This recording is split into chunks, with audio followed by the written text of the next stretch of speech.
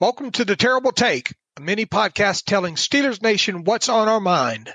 I'm Dave Bryan.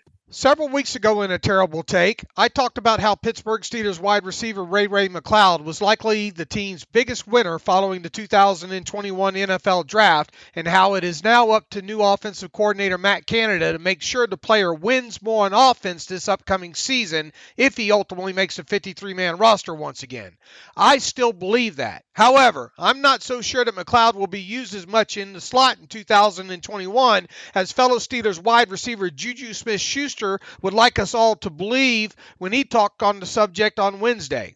But I think the second person to play behind me is Ray-Ray McCloud, Smith-Schuster said on Wednesday. You know, he's a guy that you just really haven't seen him really as a slot receiver be explosive, and in practice he makes plays. As far as obviously he's really good on special teams, but you'll probably see more of him playing slot this year, obviously, and more inside. And he's the guy who would fit the position second best.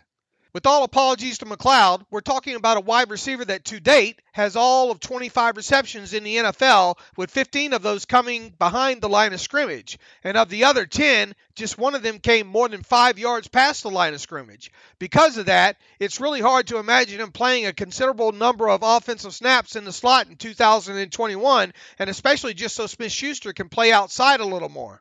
Now, don't get me wrong. I still think McCloud can and will ultimately see the field on offense in 2021, and probably to the tune of 150 to 200 snaps in total.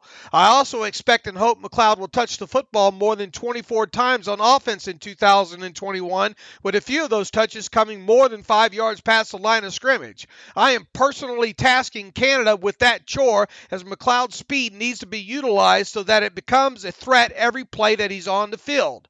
Will a few of those expected touches come with McCloud playing out of the slot?